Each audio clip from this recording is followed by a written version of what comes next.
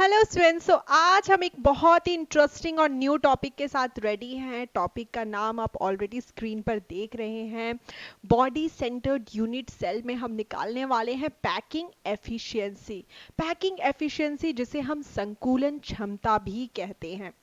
Last lecture का जरा revision करते हुए आगे बढ़ेंगे, जहां पर हमने देखा कि फेस सेंटर्ड यूनिट सेल यानी जिसे हम एफसीसी यूनिट सेल में पैकिंग एफिशिएंसी अर्थात संकुलन क्षमता 74% होती है।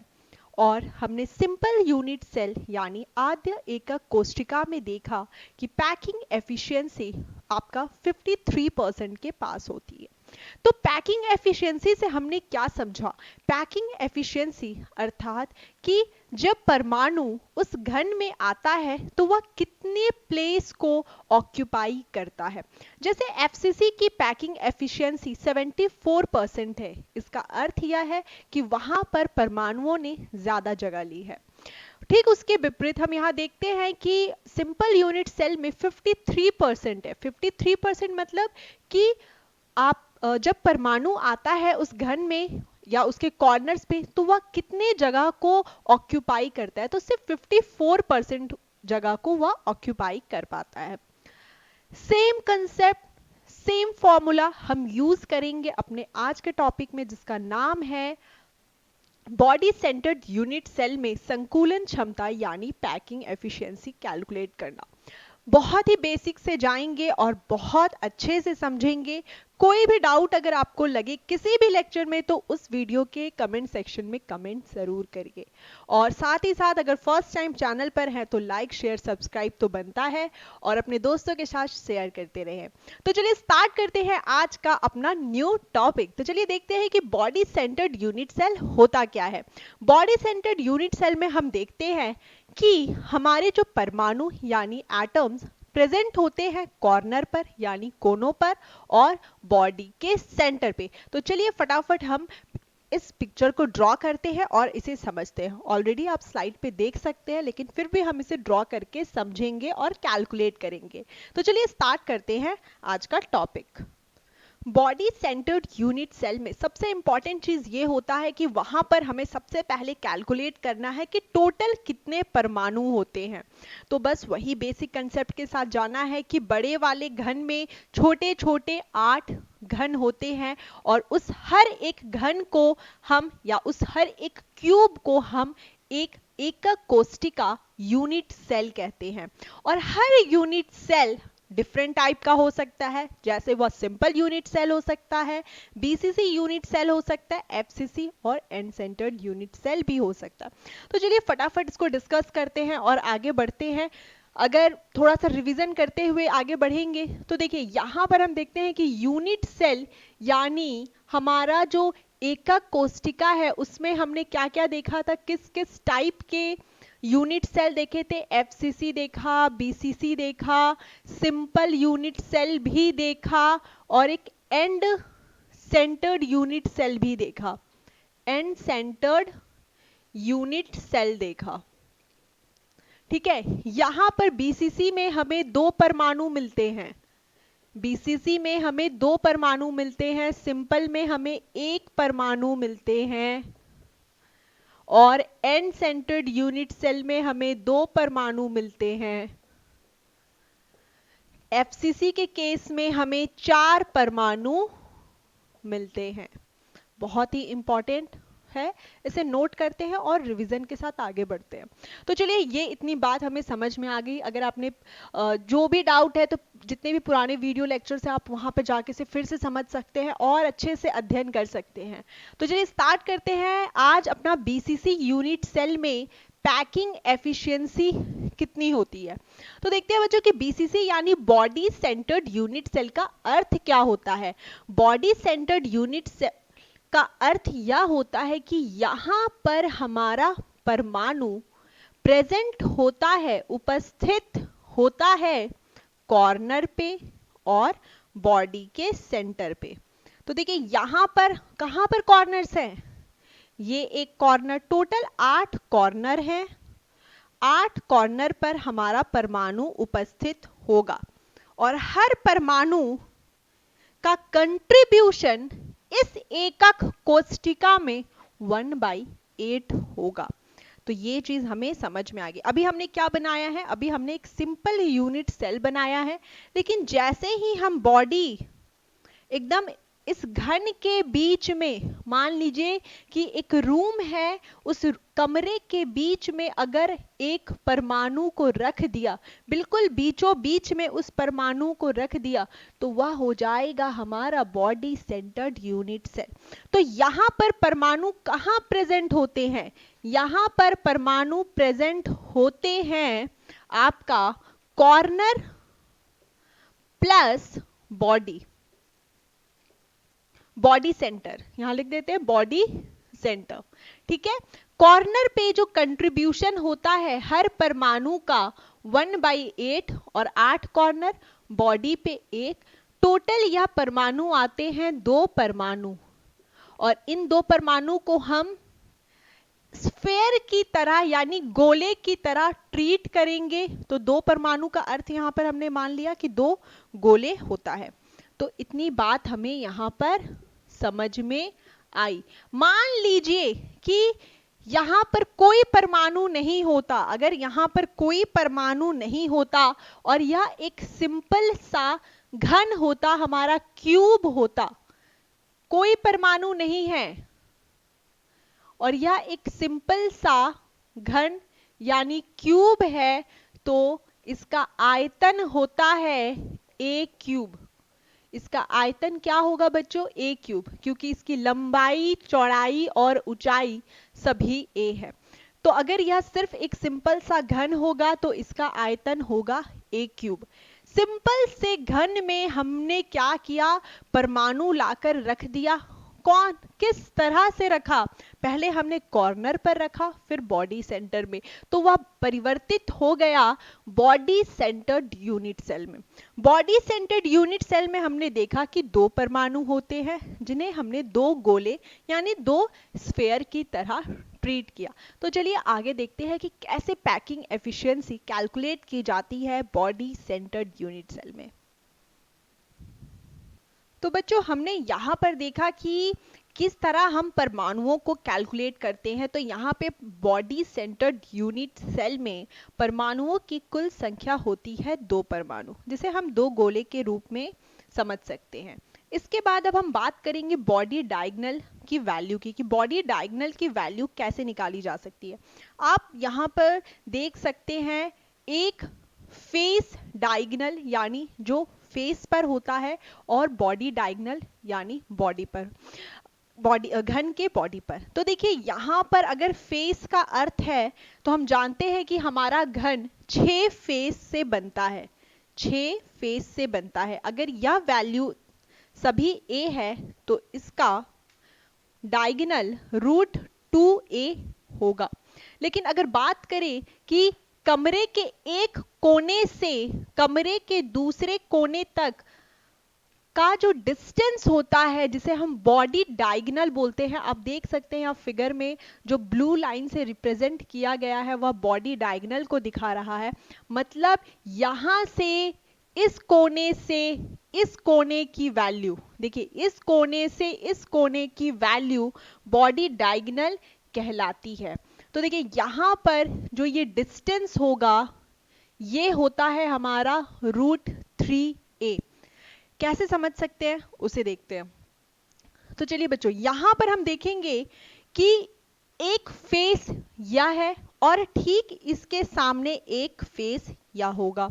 अब हम क्या कैलकुलेट करेंगे, हम कैलकुलेट करेंगे कि इस बिंदु से इस बिंदु का डिस्टेंस कितना होगा, इस बिंदु से इस बिंदु का डिस्टेंस कितना होगा। तो ये वैल्यू हम कैलकुलेट करेंगे और यह वैल्यू आती है √3a। यह वैल्यू आती है √3a। यहां पर √3a हमने लिख दिया। अब देखिए अगर बीसीसी की बात की जाती है बॉडी डायगोनल की, तो बॉडी डायगोनल में आप क्या समझते हैं कि इस कोने पर एक परमाणु है, एक इस कोने पर परमाणु है। चलिए इसे हम यहां पे इस तरह से ड्रॉ कर लेते हैं। वैसे तो सभी कोनों पर है, लेकिन हम यहाँ पे बॉडी डायगोनल निकाल रहे हैं, तो इस कोने पर और इस कोने पर और बॉडी के सेंटर पर एक परमाणु रखा हुआ है। बॉडी के सेंटर पर जो परमाणु है वह संपूर्ण रूप से सिर्फ इसी यूनिट सेल यानी सिर्फ इसी एकक कोशिका के लिए प्रेजेंट है।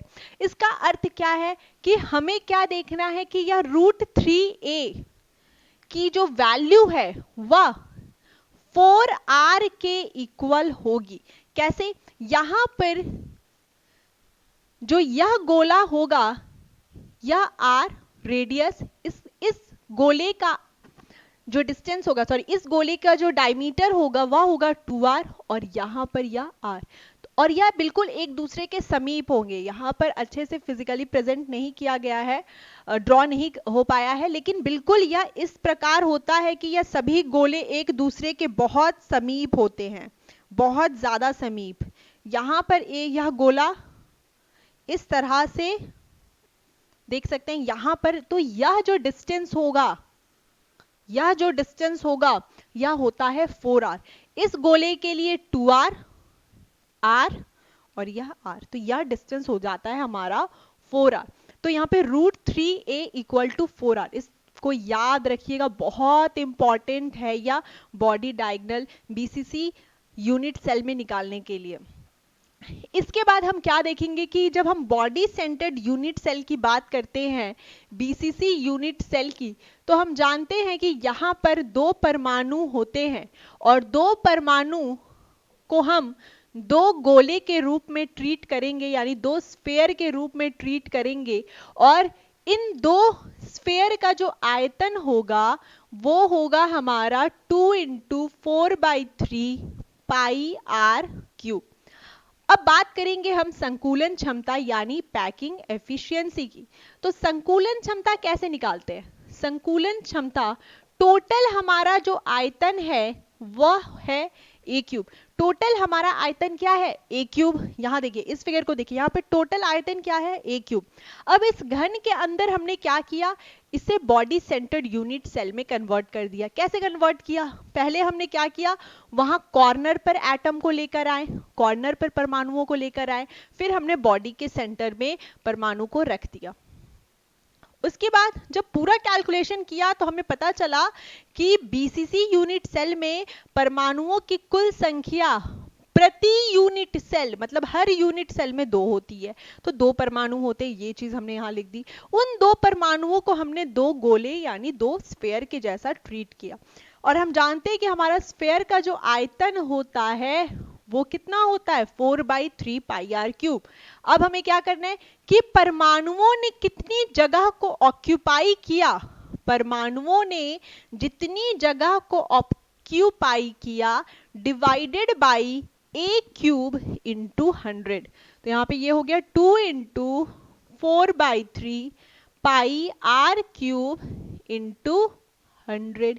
इसे कैलकुलेट करिए। अब देखिए यहाँ पर हम क्या कर सकते हैं, a³ की वैल्यू को कैलकुलेट कर सकते हैं, बिल्कुल ठीक इस प्रकार। देखिए यहाँ पर a³ की वैल्यू को निकाला गया है। a³ की वैल्यू कितनी होगी? 4r divided by √3। बिल्कुल ऐसे कैलकुलेशन करना है, और फाइनल में जो हमें आंसर मिलेगा वो आएगा हमारा 68%। कभी कभी आपको एग्जाम में यह 70% भी दिखाई देगा।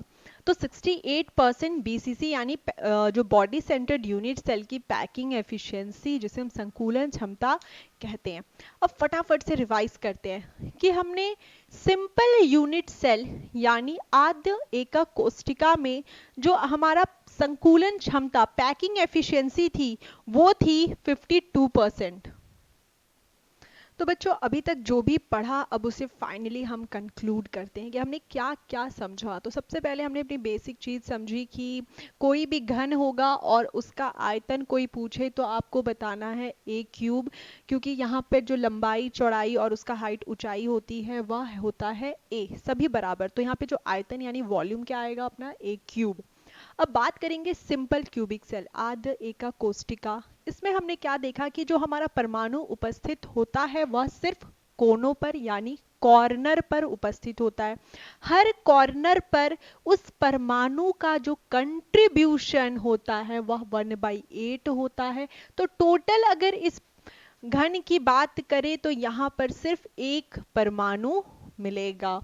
उसके बाद ये एक परमाणु को हम कहते हैं एक गोला, एक स्फेयर के रूप में मान लेते हैं। फिर हमने देखा कि यहाँ पर बस मैंने बेसिक बेसिक चीजें लिख ली हैं जो आपको याद होनी चाहिए। अब देखिए 2r इक्वल टू a। अब हम यहाँ पर क्या कर रहे हैं, हम बता रहे हैं कि जो यह लेंथ होती है, लंबाई चौड़ाई ऊंचाई जो भी होती है इस आयतन की, वह सिंपल क्यूबिक सेल में, सिंपल क्यूबिक यूनिट सेल में वह होती है 2r के इक्वल। यानी यहाँ पर जो यह स्फेयर है इसकी जो त्रिज्या होती है वह r होती है, मतलब आधा स्फेयर, आधा गोला वह इस आपके सिंपल क्यूबिक सेल में है। तो यह हो गया r या 2r इक्वल टू a। उसके बाद हम देखते हैं संकुलन क्षमता 54% या 52.4, 53% भी लिख सकते हैं, कोई दिक्कत नहीं है, 52, 53 सब चलता है। अब देखिए यहाँ पर बात करते हैं बॉडी सेंटर्ड यूनिट सेल की। बॉडी सेंटर्ड यूनिट सेल में दो परमाणु होते हैं, एक तो बॉडी के बिल्कुल सेंटर में, केंद्र में उपस्थित होगा, देखिए ये ब्लू वाला आपको दिख रहा होगा बॉडी सेंटर, और बाकी कॉर्नर्स पे। तो टोटल दो परमाणु जिसे हम दो गोले के रूप में समझ सकते हैं। फिर हमने देखा कि कमरे के एक कॉर्नर से दूसरे कॉर्नर, जिसे बॉडी डायगोनल बोलते हैं, उसकी वैल्यू होती है √3a is equal to 4r। तो यहां पर ये चीज हमने समझी। संकुलन क्षमता कितनी होती है, 68%। ठीक है, अब बात करते हैं एफसीसी की। एफसीसी के केस में 74% आपकी पैकिंग एफिशिएंसी यानी संकुलन क्षमता है। अब देखिए यहाँ पे चार परमाणु, जिसे चार गोले के रूप में समझा, √2a यानी फेस डायगोनल जो हमने कैलकुलेट किया था, √2a इक्वल टू 4r। अब यहाँ पर सबसे इंपॉर्टेंट चीज पूछी जाती है एग्जाम में कि संकुलन क्षमता के आधार पर बताइए कि किसकी पैकिंग एफिशिएंसी सबसे ज्यादा है। सबसे ज्यादा पैकिंग एफिशिएंसी एफसीसी क्रिस्टल की होती है, एफसीसी क्रिस्टल की होती है। क्यों? तो देखिए यहां पर हम क्या देख रहे हैं कि इस घन के अंदर चार परमाणु हैं, इस घन के अंदर दो परमाणु हैं, इस घन के अंदर एक परमाणु है। तो जहां पर ज्यादा नंबर प्रेजेंट होगा, अगर इस घन में हम चार परमाणु को डाल दे या चार बॉल्स डाल दे, तो क्या होगा, यह ज्यादा स्पेस ऑक्यूपाई करेगा, ज्यादा स्थान को भरेगा। तो यह 74% घन को भर देता है, उस स्पेस को ऑक्यूपाई कर लेता है। मतलब 74% परमाणुओं ने क्या किया, 74% स्थान को चार परमाणुओं ने मिलकर घेर लिया, ऑक्यूपाई कर लिया। यहां पर 68% ही पैकिंग एफिशिएंसी है। अब देखिए यहां पर ये खाली खाली सा दिख रहा है, यहां पर थोड़ा सा भरा भरा है, और यहां पे तो पूरे परमाणुओं ने भर दिया है इस घन को, इस क्यूब को। तो यहां पे 74% स्पेस ऑक्यूपाई हुआ है। तो ये क्वेश्चन पूछा जाता है। और क्या उसके बाद इंपॉर्टेंट है ये वाली चीज, 2r equal to a, √3a equal to 4r और √2a इक्वल टू 4r। ये बहुत इंपॉर्टेंट है, इसी से एग्जाम में पूछा जाएगा और आपको याद रखना है।